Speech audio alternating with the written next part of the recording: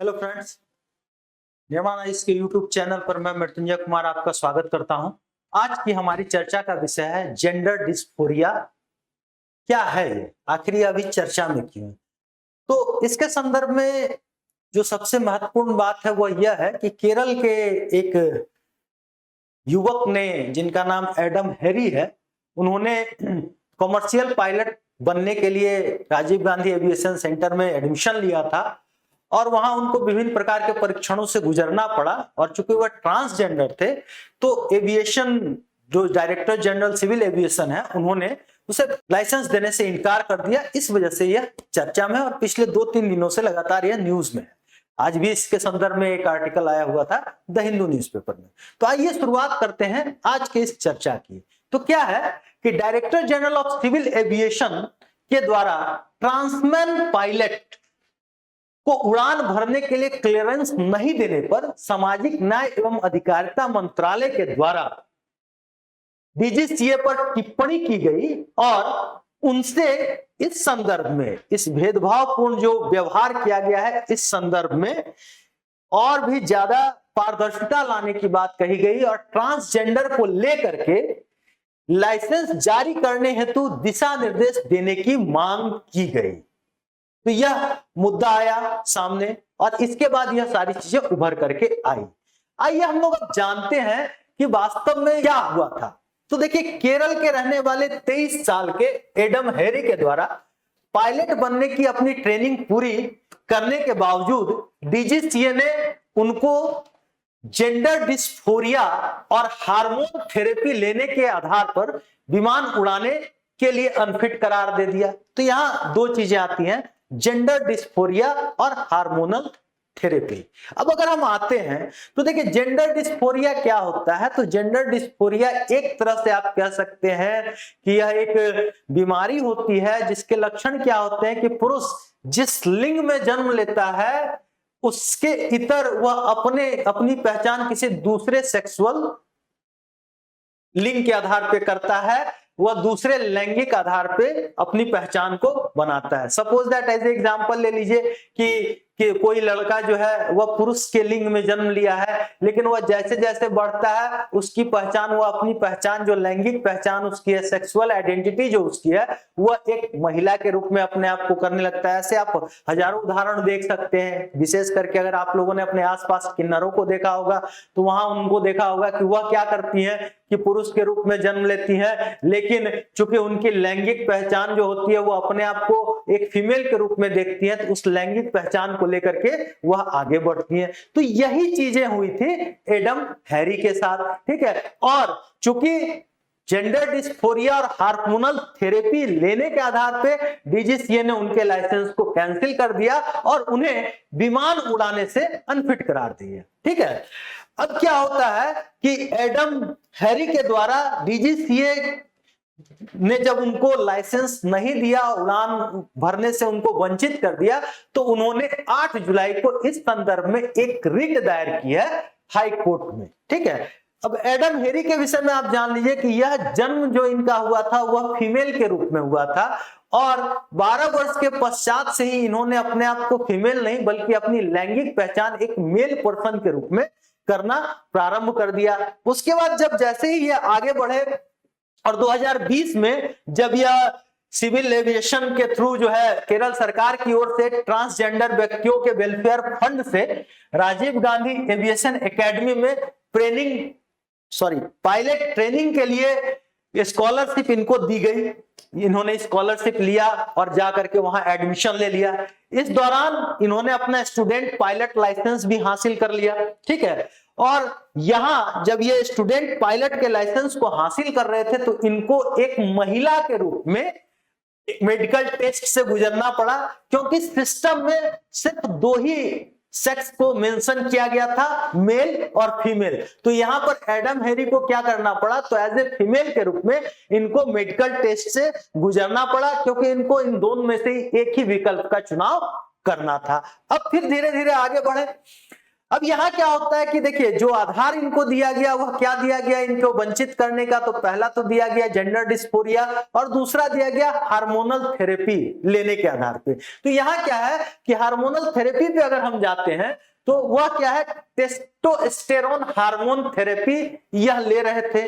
यह थेरेपी क्या होती है, तो चूंकि एडम महिला से पुरुष टेस्टोस्टेरोन थेरेपी या टी थेरेपी ले रहे थे, इसके अंतर्गत क्या होता है कि एस्ट्रोजन को कम किया जाता है और व्यक्ति के शरीर में पुरुष के गुणों और लक्षणों को उभारने के लिए टेस्टोस्टेरोन के स्तर को बढ़ाया जाता है।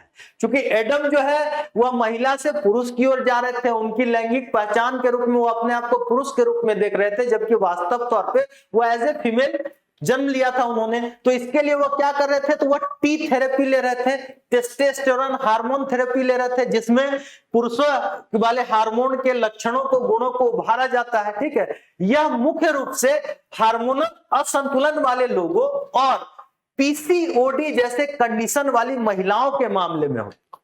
अब पीसीओडी एक शब्द आता है, यह क्या है, तो पॉलीसिस्टिक ओवेरियन डिजीज इसको कहा जाता है। यह मुख्यतः महिलाओं में पाया जाता है। इसमें क्या होता है कि महिलाओं के शरीर में जो होता है पुरुष हार्मोन्स जो है उसका उत्पादन बढ़ जाता है। ठीक है, आप देखते हो महिलाओं के हल्की हल्की दाढ़ी मूछें निकलने आती है, इसके साथ साथ उनको मेंस्ट्रुअल साइकिल जो होता है उसमें परेशानी होती है। और अभी भारत में पीसीओडी जो है यह एक धीरे धीरे कॉमन बीमारी के रूप में उभरता आ रहा है, जिससे महिलाओं को कंसीव करने में या कह लीजिए कि मातृत्व का क्या कहते गर्भावस्था को धारण करने में अब दिक्कत आ रही है। तो यहां भी क्या हुआ कि इस थेरेपी में मुख्य रूप से हार्मोनल असंतुलन वाले लोगों और पीसीओडी जैसी कंडीशन वाले महिलाओं के मामले में इस प्रकार की थेरेपी ली जाती है। ठीक है, अब क्या है कि एक तरह से अगर देखा जाए तो यह जो प्रक्रिया हार्मोनल थेरेपी की प्रक्रिया, इसमें क्या होता है कि व्यक्ति के शरीर में उन हार्मोन्स कि बाहर से भरपाई की जाती है जो एक पुरुष के शरीर में होता है। यानी कि टेस्टोस्टेरोन हार्मोन थेरेपी में क्या होता है कि व्यक्ति इस थेरेपी को ले रहा होता है, उसके शरीर में बाहर से वैसे हार्मोन्स को इंजेक्ट किया जाता है जो पुरुष के अंदर पाए जाते हैं, जो पुरुष के गुण और लक्षणों के विकास के लिए उत्तरदायी होते हैं। ठीक है, तो इसी प्रकार का यह जो है थेरेपी ले रहे थे एडम हैरी, हार्मोनल थेरेपी, जिसके आधार पर डीजीसीए ने उनके लाइसेंस को कैंसिल कर दिया। अब देखिए कि इससे क्या होता है कि एक प्रश्न उठता है कि क्या टेस्टोस्टेरोन का ज्यादा स्तर किसी व्यक्ति को विमान उड़ाने के लिए अनफिट कर सकता है? यह एक कॉमन सेंस, एक साधारण सा प्रश्न उठता है, सामान्य सा प्रश्न उठता है।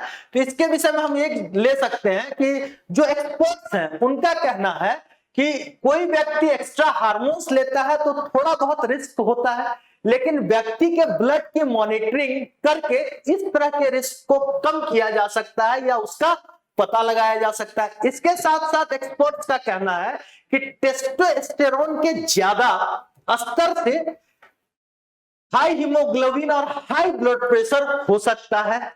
लाखों में किसी एक मामले में यह जो टेस्टोस्टेरोन का स्तर ज्यादा होता है तो लीवर की में गड़बड़ी की भी वजह बन सकता है, लेकिन निश्चित मॉनिटरिंग करने से यह चीजें संतुलित रह सकती है। एक्सपर्ट्स ने कहा है कि अगर आप ले रहे हैं हार्मोन तो इससे क्या होगा कि इसका अगर स्तर ज्यादा होगा तो हाई ब्लड प्रेशर हो सकता है, हाई हीमोग्लोबिन हो सकता है, और अगर ज्यादा होगा तो लाखों में से किसी एक के अंदर क्या होगा तो उनके लीवर में गड़बड़ी हो सकती है। ठीक है, लेकिन अगर प्रॉपर तरीके से मॉनिटरिंग की जाए तो ऐसे रिस्क को कम किया जा सकता है। ठीक है, अब देखिए endocrinology and diabetes max health care के चेयरमैन हैं, उनका कहना है कि अगर डीजीसीए को टेस्टिंग में कुछ असामान्यताएं मिली हैं, डीजीसीए को अगर टेस्टिंग में कुछ असामान्यताएं मिली हैं तो मैं समझ सकता हूं, लेकिन डीजीसीए को इसकी पूरी रिपोर्ट देनी चाहिए थी। इन्होंने कहा, एक और दूसरे एक्सपर्ट हैं, उन्होंने क्या कहा कि यह पूरी तरीके से ट्रीटमेंट का मामला है, जिसे डोज को घटा बढ़ाकर थेरेपी के तरीके को बदलकर कंट्रोल किया जा सकता है। तब व्यक्ति क्यों अनफिट करार दिया जाना चाहिए? भाई ये पूरी तरीके से दूसरे एक्सपर्ट्स ने कहा है कि आप डोज को घटा बढ़ा करके आप कंट्रोल कर सकते हैं, लेकिन इसके आधार पे आप किसी व्यक्ति को विमान उड़ाने से अनफिट कैसे कर सकते हैं, क्यों घोषित कर सकते हैं? ठीक है, अब देखिए जो मैंने पहले बताया था जेंडर डिस्फोरिया, ये अभी के समय में एक कॉमन डिजीज होता जा रहा है, जिसमें व्यक्ति जिस लिंग के साथ जन्म लेता है और उसके बाद जैसे जैसे उसकी उम्र बढ़ने लगती है तो उसके विपरीत लिंग का अपने आप को पहचान अपनी बनाने लगता है। जैसे कोई स्त्री के रूप में जन्म लिया है, लेकिन उसके अंदर क्या है कि जैसे जैसे बड़ा होने लगता है तो वो अपने आप को फील करता है कि वह पुरुष है, ठीक है, वह मेल है, उसके बिहेवियर में उसी प्रकार की चीजें दिखने लगती है, गेस्चर में उसी प्रकार के, पहनावे ओढ़ावे में उसी प्रकार की चीजें दिखने लगती है। इसी प्रकार कोई अगर फीमेल के रूप में जन्म लेता है, जैसा एडम हेरी के साथ हुआ, या फीमेल के रूप में जन्म लिए लेकिन 12 वर्ष की आयु के बाद धीरे धीरे इन्होंने क्या किया धीरे धीरे अपने आप को मेल के रूप में समझने लगे, उसी के अकॉर्डिंग कपड़े पहनने लगे, व्यवहार करने लगे। शुरुआत में इनके माता पिता को लगा कि यह किसी मानसिक बीमारी से ग्रस्त है, लेकिन आगे चल करके जब उन्होंने इसके विषय में रिसर्च की, इनको दिखाया, तो चल करके यह जेंडर डिस्फोरिया नाम का डिजीज उन लोगों के पास समझ में आया कि यह भी एक प्रकार की बीमारी होती है। ठीक है, अब देखिए जेंडर डिस्फोरिया के लक्षण क्या क्या होते हैं। तो अगर जेंडर डिस्फोरिया के लक्षण देखें तो इसमें व्यक्ति क्या होता है कि अपने लिंग से परेशान होकर दूसरे लिंग में जाने की कोशिश करता है। यानी अगर मेल है तो वो जेंडर डिस्फोरिया की बीमारी से ग्रसित है तो हमेशा फीमेल टाइप का एक्टिविटीज करेगा, तो उससे उसमें जाने की, अपने आप को फीमेल में कन्वर्ट कराने की कोशिश करता है। इसी प्रकार लड़कों का अधिकतर लड़कियों की जैसी हरकत करना, ये आप आमतौर पर देखिएगा।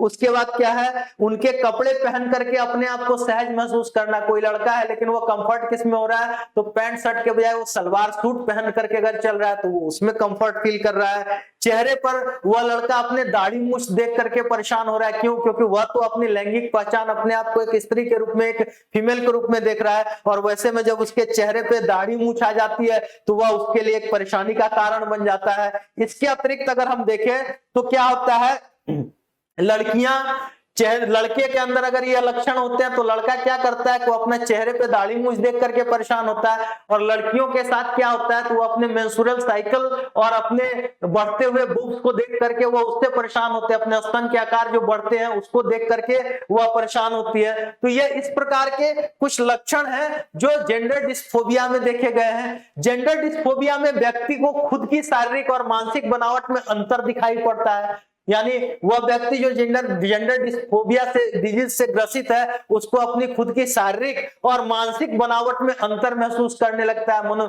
मानसिक बनावट उसका कह रहा है कि यार तुम पुरुष हो, और शारीरिक बनावट उसका होने लगता है कि नहीं मैं तो स्त्री की तरह व्यवहार कर रहा हूं। ठीक है, अधिकतर आपने जो थर्ड जेंडर के लोग देखे होंगे, किन्नर, जो आपको अक्सर सड़कों पे मिल जाएंगे, चौराहों पे मिल जाएंगे, ट्रेन में मिल जाएंगे, या जो शुभ कार्य होते हैं, अगर किसी बच्चे का जन्म हो, शादी विवाह हो, तो वहां किन्नर अक्सर दुआएं देने के लिए आपके पास आते हैं। तो वह किन्नर जो होते हैं वह इसी जेंडर डिस्फोबिया के ही शिकार होते हैं, जो शारीरिक रूप से तो होते हैं पुरुष परंतु मानसिक रूप से लड़कियों जैसा व्यवहार करते हैं। तो यह किन्नरों में सबसे ज्यादा जेंडर डिस्फोबिया होता है। इसके अतिरिक्त अगर देखिए तो एक स्टडी में पाया गया है कि अगर कोई व्यक्ति जेंडर आइडेंटिटी डिसऑर्डर का शिकार हो तो वह किन्नर ही बने, यह सोचना भी ठीक नहीं है। एक स्टडी में आया है कि कोई व्यक्ति अगर जेंडर आइडेंटिटी डिसऑर्डर से ग्रसित है, उससे पीड़ित है, तो वह एक लड़की बने, किन्नर ही बने,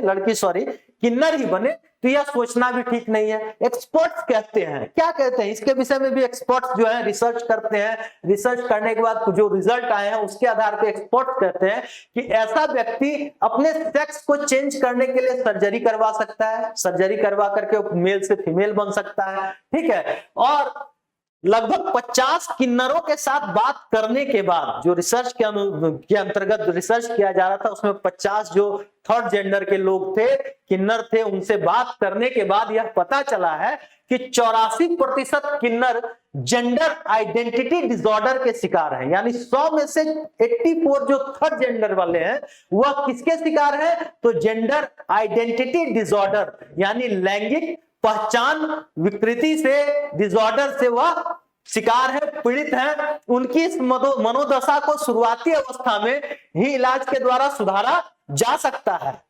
ठीक है, अगर मान लिया आपके आसपास में भी अगर इस प्रकार के कोई आपको दिखे, जेंडर आइडेंटिटी डिसऑर्डर शिकार का कोई बच्चा दिखे, तो उसका इलाज शुरुआती प्रारंभिक अवस्था में ही किया जा सकता है। असल में किन्नर थर्ड जेंडर में आते हैं, जबकि जेंडर डिस्फोरिया में व्यक्ति सिंगल जेंडर का होता है। देखिए ये सबसे बड़ा डिफरेंस है। जेंडर डिस्फोरिया में व्यक्ति सिंगल जेंडर का होगा, या तो वह मेल में हो आएगा या फीमेल में, जबकि किन्नर जो आते हैं वो थर्ड कैटेगरी में आते हैं, जिसको ट्रांसजेंडर कहा जाता है। तो यह एक बेसिक फर्क हो जाता है जेंडर डिस्फोरिया में और ट्रांसजेंडर में। वैसे यह कोई शारीरिक बीमारी ना होकर मानसिक बीमारी है, जिसका मनोवैज्ञानिक इलाज किया जाता है। इस प्रकार के जो डिजीज होते हैं, बेसिकली मेंटल डिजीज होता है, मानसिक बीमारी होता है, जिसका इलाज मनोवैज्ञानिक तरीके, साइकोलॉजिकल इसका जो है ट्रीटमेंट किया जा सकता है, इसका किया जाता है। लेकिन चूंकि डीजीसीए ने इसे एक बीमारी के तौर पर लिस्ट में शामिल किया है, इसलिए डीजीसीए यह कहने का हकदार है कि यह एक बीमारी है। ये एक फिजिकल बीमारी नहीं है, बल्कि एक मेंटल डिजीज है। और चूंकि मेंटल डिजीज कोई भी होता है, उसका तरीका क्या होता है, साइकोलॉजिकल जो होता है ट्रीटमेंट वह किया जाता है। इसके बहुत सारे मेथड होते हैं, साइकोलॉजी के ट्रीटमेंट के बहुत सारे मेथड होते हैं, जिसमें आप लोगों ने अगर भूल भुलैया मूवी देखी होगी जो अक्षय कुमार की थी, तो उसमें आमी मोन्जोलिका जो था वह भी एक साइकोलॉजिकल डिसऑर्डर का ही शिकार थी। वह जो थी वह चूंकि उसकी कहानी पूरी बताई गई है और उसे ठीक कैसे किया गया, तो जो हिप्नोटिज्म एक मेथड होता है उसके आधार पे उसको ठीक किया जाता है। तो साइकोलॉजिकल डिसऑर्डर्स को दूर करने के लिए साइकोलॉजिस्ट विभिन्न प्रकार के ट्रीटमेंट को अपनाते हैं, उसी का एक पार्ट होता है हिप्नोटिज्म मेथड। तो यहाँ पर भी यहाँ जो कहा गया है वह क्या कहा गया है कि यह जो जेंडर डिस्फोरिया वाली बीमारी है यह मेंटल बीमारी है और इसे ठीक किया जा सकता है साइकोलॉजिकल ट्रीटमेंट के द्वारा। लेकिन यहाँ डीजीसीए ने उसे एक प्रॉपर फिजिकल डिजीज के रूप में रखा है, तो इसलिए वह यह हकदार है कहने का कि यह एक बीमारी है। अब देखिए इस विषय में कुछ अंतरराष्ट्रीय कानून भी हैं। क्या कहता है जेंडर डिस्फोरिया को लेकर के अंतरराष्ट्रीय कानून क्या कहता है? अगर हम इस पे बात करें तो ट्रांसफोबिया, आप कह सकते हैं ट्रांससेक्सुअल या ट्रांसजेंडर लोगों के प्रति जो पूर्वाग्रह है उसको हम क्या कहते हैं? ट्रांसफोबिया कहते हैं। इसके जो शिकार लोग हैं वह दुनिया भर के एविएशन संस्थानों में, यानी जो भी एविएशन संस्थान ऑल ओवर द वर्ल्ड है उसमें ट्रांसफोबिया से ग्रसित लोग जो है, इस भेदभाव के पूर्वाग्रह के शिकार जो लोग हैं वह कार्यरत है। जबकि यहां पर ऐसे संस्थानों में उनको कार्य करने के लिए कई प्रकार के मानसिक मूल्यांकन टेस्ट व रुकावटों को पार करना पड़ता है। यानी मानसिक मूल्यांकन टेस्ट क्या होता है? मेंटल इवैल्यूएशन टेस्ट, MET जो होता है वह आपके मानसिक स्थिति के विषय में बताता है कि आपकी मानसिक स्थिति कितनी सुदृढ़ है या नहीं है। इसके अलावा जो ट्रांसफोबिक जो फोबिया से ग्रसित लोग होते हैं, जो एक पूर्वाग्रह होता है ट्रांसजेंडर्स के प्रति, उससे जो लोग होते हैं उनको और भी अन्य रुकावटों का सामना करना पड़ता है। यहां पर NPGA जैसे कुछ एक्टिविस्ट ग्रुप दुनिया भर में ऐसे लोगों के अधिकारों की वकालत कर रहे हैं। ठीक है, दुनिया भर में एविएशन में LGBTQ कम्युनिटी के सदस्यों को मेडिकल और कानूनी मदद भी मुहैया कराया जा रहा है इस संस्था के द्वारा। NGPA संस्था है वह इनको ट्रांसजेंडर्स लोगों को, LGBTQ कम्युनिटी के लोगों को कानूनी और वित्तीय सहायता भी उपलब्ध करा रहा है। तो इस प्रकार से अगर हम देखते हैं तो यह जो जेंडर डिस्फोरिया है यह क्या है? एक मानसिक बीमारी है, मेंटल ट्रीटमेंट है। हालांकि एडम हेरी के मुकाबले में वो हार्मोनल थेरेपी ले रहे हैं और वह अपने आप को महिला से पुरुष में कन्वर्ट करवा रहे हैं। इसी के बेस पे उनको उड़ान भरने से वंचित कर दिया गया। अब इस मामले में आगे की राह क्या हो सकती है, वे फॉरवर्ड क्या हो सकता है? तो अगर हम आगे की राह की बात करें इस संदर्भ में, तो यहां सबसे इंपॉर्टेंट चीज उभर करके ये आती है कि जब तक हम इसे एक बीमारी के तौर पर देखेंगे तब तक यह साबित कर सकेंगे कि यह किसी व्यक्ति को कमजोर कर सकता है। ये एक साइकेट्रिस्ट है या कह लीजिए साइकोथेरेपिस्ट है पूजा नायर, उन्होंने कहा है कि जब तक हम इसे एक बीमारी के रूप में देखेंगे तब तक क्या है, हम यह साबित कर सकेंगे कि यह एक व्यक्ति को कमजोर कर सकता है। साथ ही साथ पूजा नायर का यह भी कहना है कि जब तक वर्क प्लेस में सही समायोजन पर विचार नहीं किया जाता है या ज्यादा गंभीरता से वर्क जो एडजस्टमेंट है, वर्क प्लेस पर जो प्रॉपर एडजस्टमेंट है उस पर हम अगर सीरियसली नहीं डिस्कस करते हैं, विचार नहीं किया जाता है, तब तक जेंडर डिस्फोरिया को लेकर के चीजें नहीं बदल सकती है, नहीं बदलेंगी। अतः हमारे सामने मुख्य मुद्दा यह होना चाहिए कि जिस काम के लिए व्यक्ति को रखा गया है वह उस कार्य को करने में पूर्ण रूप से कुशल है या नहीं है, न कि यह होना चाहिए कि उसकी क्या अपनी मतलब वो क्या सोच रहा है, जेंडर डिस्फोरिया का शिकार है, पुरुष है लेकिन महिलाओं की तरह व्यवहार कर रहा है, किंतु क्या उसके इस व्यवहार करने से वह जिस कार्य के लिए आया है उस कार्य पे इंपैक्ट पड़ रहा है, क्या वह कार्य करने के लिए कुशल नहीं है, उसके अंदर उस प्रकार के स्किल जो है वह नहीं है, या जो ट्रेनिंग दी जा रही है वह उसको प्रॉपर तरीके से फॉलो नहीं किया जा रहा है। तो इस चीज को लेकर के ज्यादा विचार करना चाहिए, न कि इस पर विचार करना चाहिए कि उसकी हरकतें क्या है, वह किस प्रकार का बिहेवियर कर रहा है। तो ये था हमारा आज की चर्चा का विषय, जेंडर डिस्फोरिया। इसी प्रकार से हम आपके लिए जो न्यूज में रहने वाले चर्चा के मुद्दे हैं उनको लेकर के हम आपके सामने उपस्थित होते रहेंगे। Thank you.